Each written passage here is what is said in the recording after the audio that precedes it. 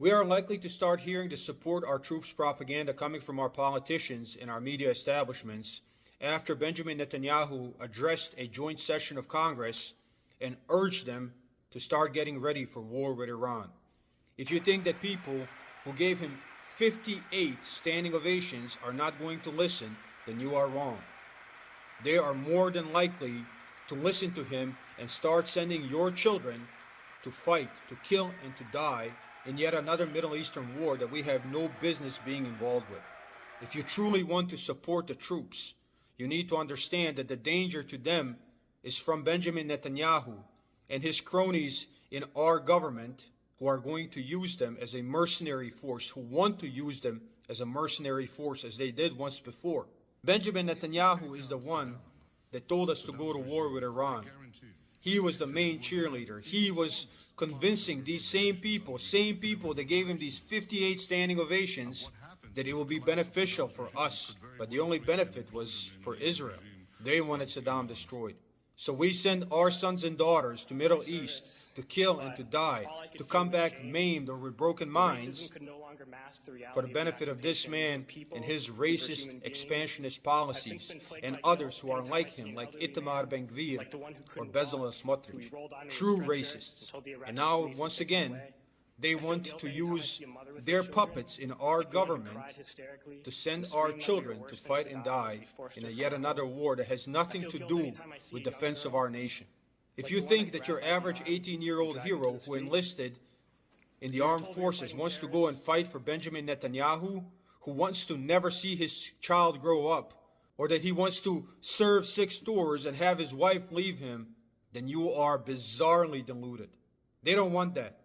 They don't mind sacrificing themselves for the defense of our nation. That is why they are heroes. They're volunteered for that. But we as civilians need to protect them by making sure that that is the only time they are expected to sacrifice themselves, only for the defense of our country, not for Benjamin Netanyahu.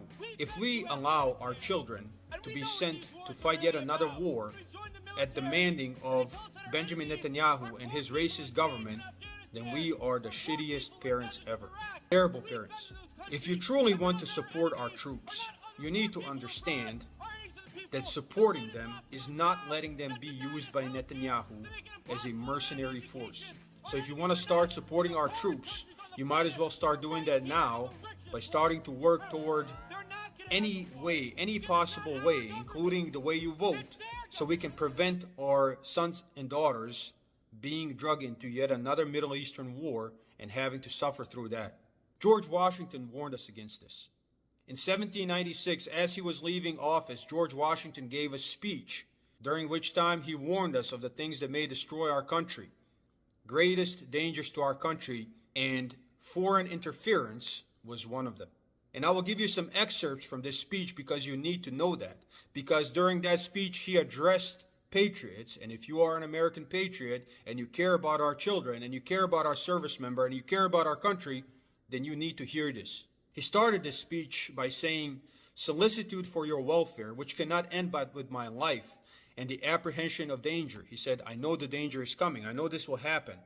Natural to that solicitude, urge me on an occasion like the present to offer to your solemn contemplation and to recommend to your frequent review some sentiments which are a result of much reflection, of no inconsiderable observation, and which appear to be all important to me to the permanency of your happiness, of your felicity as a people."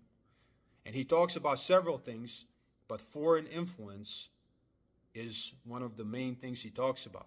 He tells us that nothing is more essential than that a permanent inverted antipathies against particular nations and passionate attachment for others should be excluded.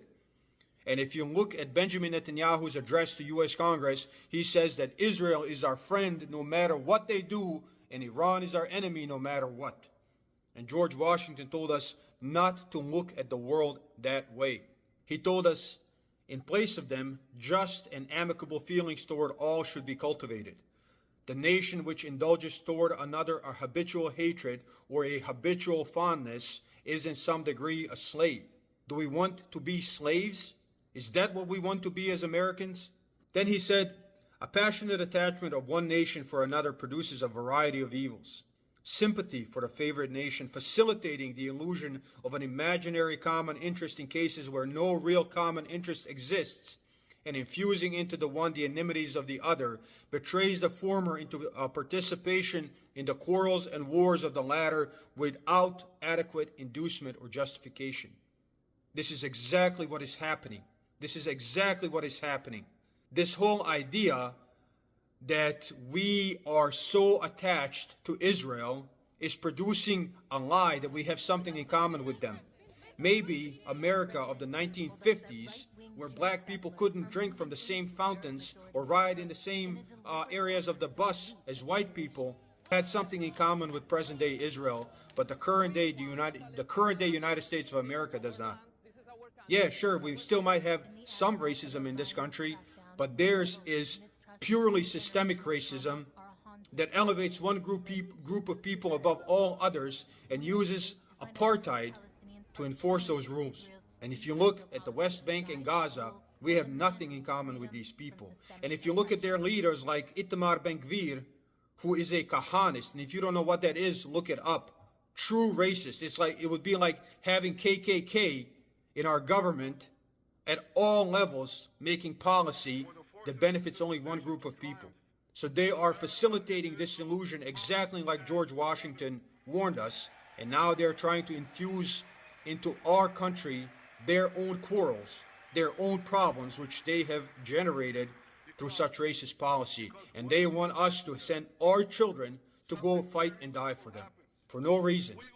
We benefit nothing if we do that. We did not benefit from the Iraq war, and we would not benefit from Iran war.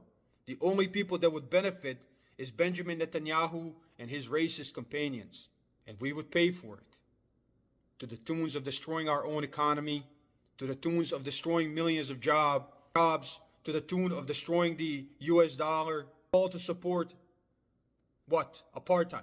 And then he says, it gives this foreign influence, these ideas of a favored nation, it gives to ambitious, corrupted, or deluded citizens, like those who are giving him all these standing ovations, who devote themselves to the favored nation, facility to betray or sacrifice the interests of their own country without odium, sometimes even with popularity, as you can see, gilding with the appearance of a virtuous sense of obligation. They are pretending that serving Benjamin Netanyahu is somehow patriotism, American patriotism, a commendable deference for public opinion, or a laudable zeal for public good. As avenues to foreign influence in innumerable ways, such attachments, these people giving the standing ovations to a foreign leader as if they were his servants, are particularly alarming to the truly enlightened and independent patriot. This is what George Washington said. How many opportunities do they afford to tamper with domestic factions? Think AIPAC, to practice the arts of seduction, to mislead public opinion, to influence and awe the public councils. Against the insidious vials of foreign influence, I conjure you to believe me, fellow citizens. The jealousy of a free people ought to be constantly awake, since history and experience prove that foreign influence is one of the most baneful foes of Republican government. This is what George Washington warned us about. We should take this lesson seriously, because the price is the lives of our sons and daughters, and the price is our well-being and happiness as a people.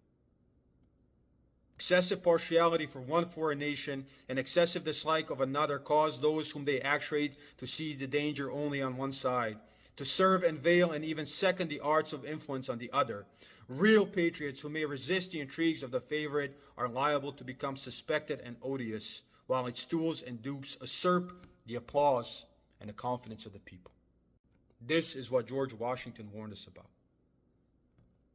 We should take this lesson seriously, because the price is the lives of our sons and daughters, and the price is our well-being and happiness as a people.